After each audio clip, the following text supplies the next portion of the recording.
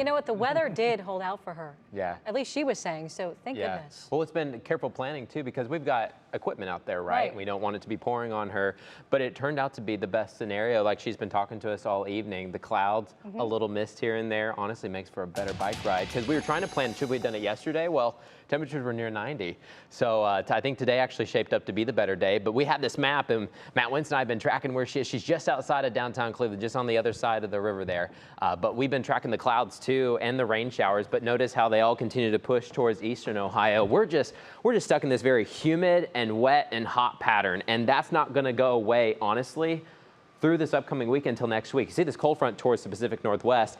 That's our next kind of big weather maker that's going to clear out some of this rain and this humidity. But that doesn't come until Monday.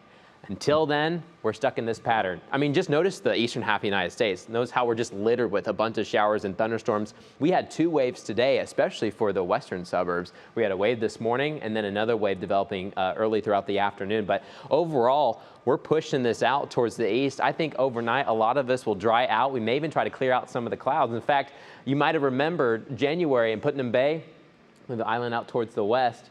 They're starting to get a little bit of sun now. So over time throughout the evening, I think we'll get a nice sunset, clouds clearing from west to east over time. But the rain showers should dwindle. But we picked up a lot of rain for some of us. It's kind of a feast or famine thing. For example, in Ashtabula County, we didn't pick up very much.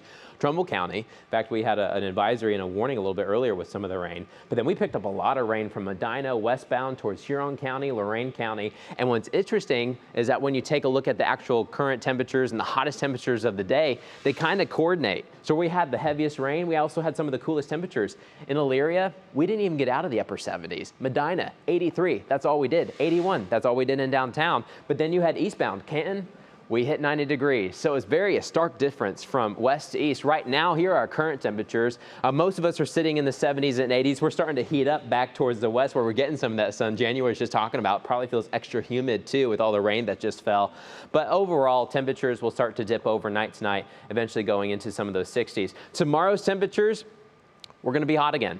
It all depends on how much rain we get throughout the day. Today, we got a decent amount of rain. And if you got a lot of the rain today, for example, in Medina, temperatures weren't as hot.